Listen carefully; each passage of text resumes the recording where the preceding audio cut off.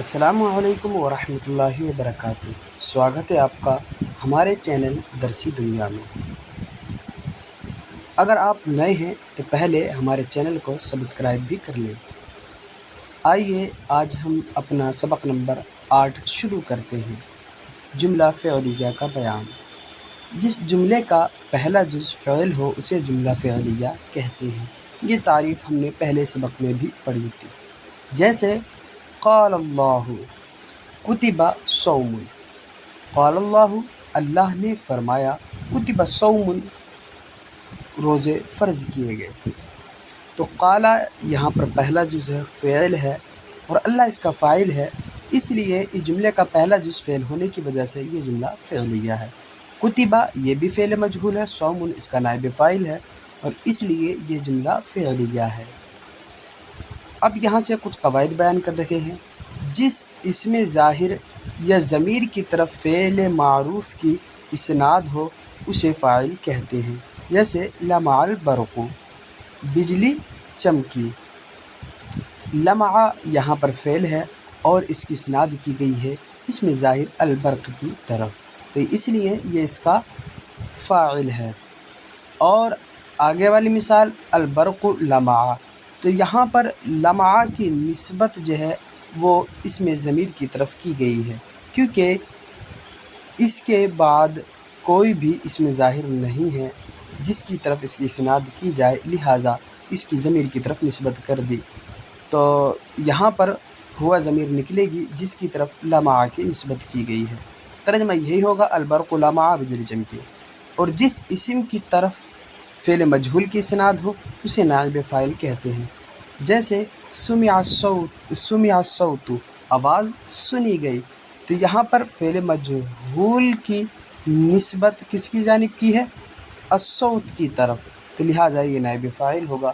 اور اگلی مثال الصوت سمع، ترجمہ یہی ہوگا آواز سنی گئی، لیکن سمع کے بعد کوئی ایسا اسم ظاہر نہیں ہے جس کی طرف اس کی اسناد کی جائے، لہٰذا ضمیر نکالی جائے گی اور اس ضمیر کو سمع کا نائب فاعل بنا دیا جائے گا۔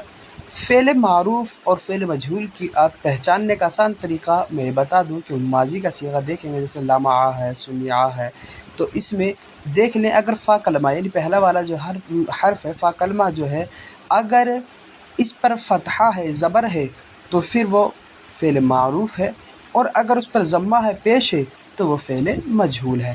اب ان فعل کی جس کی طرف اسناد کی جائے تو سمجھ لیں اسی حساب سے، اگر فعل پر جو ہے پہلے جو فعل کا حرف ہے اس پر ضمہ ہے اور اس کی اسناد کسی اسم کی طرف ہے یا اسم ضمیر کی طرف ہے تو وہ نائب فاعل ہوگا، اور اگر اس پر فتحہ ہے پہلے حرف پر فعل کے تو اور اس کی اسناد جس کی جانب کی جائے تو وہ فعل معروف وہ فاعل ہوگا، اور ضمے والے فعل کی اسناد جس کی طرف کی جائے وہ نائب فاعل ہوگا۔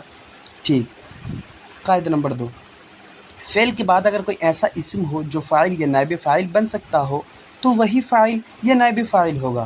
جیسے ضرب زید، ضرب زید، تو یہاں پر فعل کے بعد ایسا اسم ظاہر ہے جس کا فاعل بن سکتا ہے یا نائب فاعل بن سکتا ہے، لہٰذا اس کو بنا دیا گیا۔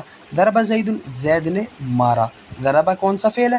فعل معروف۔ اب اس کے بعد ایسا اسم ظاہر زید ہے جس کو اس کا فاعل بنایا جائے، لہٰذا اس کو بنا دیا گیا۔ ضرب زید، یہ فعل مجہول ہے، اب یہ نائب فاعل کو چاہتا ہے کہ اس کی اسناد نائب فاعل کی طرف کی جائے، تو اس کے بعد دیکھا ہم نے ایسے اسم کوئی ایسا ہے کہ جو اس کا نائب فاعل بن سکتا ہے، تو وہ زید موجود ہے، اس لیے زید کو ہم نے اس کا نائب فاعل بنا دیا۔ ضرب زید، زید کو مارا گیا۔ پہلے والا کا ترجمہ کیا؟ زید نے مارا۔ دوسرے والے کا ضرب زید کا زید کو مارا گیا۔ ورنہ فعل میں موجود ضمیر کو فاعل یا نائب فاعل بنائیں گے، جیسے زید نصارى، تو اب نصارى کے بعد کوئی ایسا اسم ظاہر نہیں ہے جو اس کا فاعل بن سکے، لہٰذا اب ضمیر نکالیں گے، فعل کے مطابق ضمیر نکالیں گے اور اس ضمیر کو اس کا ہم فاعل بنا دیں گے، جیسے زید نصارى، اس کے بعد ہوا ضمیر نکالیں گے، ٹھیک، اور اس ہوا ضمیر کو نصرہ کا ہم فاعل بنا دیں گے۔ زید نصرہ، ترجمہ کیا ہوگا؟ زید نے مدد کی۔ زید نصرہ، زید کی مدد کی گئی۔ یہاں پر بھی اس کے بعد نصرہ کے بعد یعنی فعل مجہول کے بعد کوئی ایسا اسم ظاہر نہیں ہے جس کو اس کا نائب فاعل بنایا جا سکے، لہٰذا ضمیر نکالیں گے، ہوا ضمیر نکالیں گے یہاں پر بھی، اور اس کو نصرہ کا نائب فاعل بنا دیں گے۔ فاعل اور نائب فاعل دونوں ہمیشہ مرفوع ہوتے ہیں۔ فاعل اور نائب فاعل جو بنائیں گے ہم وہ ہمیشہ مرفوع ہوں گے، وہ یا نائب فاعل اس میں ظاہر ہو تو فعل ہمیشہ واحد آئے گا۔ جیسے قام ولد، تو یہاں پر دیکھیں قام کے بعد ولد، یہ کیا فاعل ہے اور فاعل اس میں ظاہر ہے، اب فعل ہمیشہ واحد آئے گا۔ ولد واحد ہے اور اس کا فعل کیا آیا؟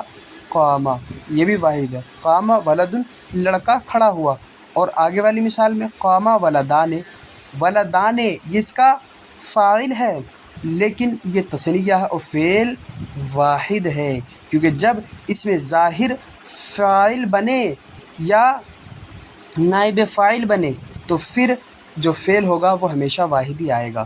ٹھیک ہے، قام ولدان، ولدان اس میں ولدان جو ہے یہ فاعل ہے اور اس کا فعل واحد ہے۔ ایسی اگلی مثال قام اولاد، کہ بہت سارے لڑکے کھڑے ہوئے، یہ جمع ہے، اولاد فاعل جمع ہے لیکن فعل واحد ہی آیا ہے۔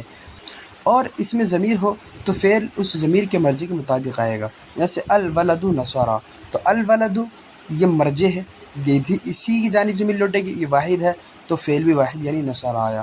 الولدان تثنیہ ہے تو نصارا فعل بھی تثنیہ ہی آیا کیونکہ اس کے مرجع کے مطابق۔ الاولاد یہ کیا ہے؟ جمع ہے تو فعل بھی جمع ہی آیا ہے، نصرو۔ ترجمہ کیا ہوگا؟ الولد نصرا، لڑکے نے مدد کی، الولدان دو لڑکوں نے مدد کی، الاولاد نصرو بہت سارے لڑکوں نے مدد کی۔ فاعل یا نائب فاعل مؤنث لفظی ہو یا اس میں جمع ہو یا جمع مکسر ہو تو فعل کو مذکر اور مؤنث دونوں طرح سے لا سکتے ہیں، جیسے طلع شمس، تو یہاں پر کون سا ہے؟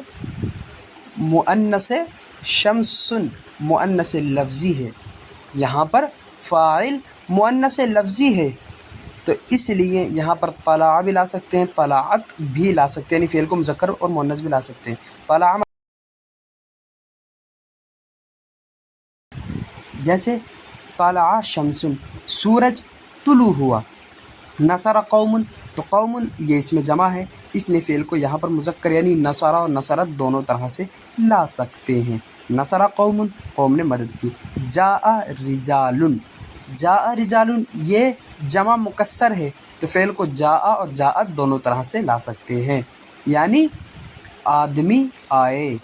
مفعول عموماً فعل اور فاعل کے بعد آتا ہے، جیسے اکل زید خبزا، زید نے روٹی کھائی، یہاں پر زید کیا ہے؟ اکلا کا فاعل ہے، خبزا مفعول ہے تو مفعول عموماً کیا آتا ہے؟ بعد میں ہی آتا ہے، کبھی ان سے پہلے بھی آ جاتا ہے، یعنی فعل اور فاعل سے پہلے آ جاتا ہے، جیسے خبزا اکل زید۔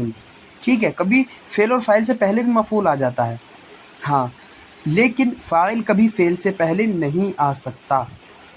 فاعل جیسے اکلا زید ہے، ایسا نہیں ہو سکتا کہ زید اکلا، ایسا کبھی نہیں ہو سکتا، ہمیشہ فاعل فعل کے بعد ہی آئے گا۔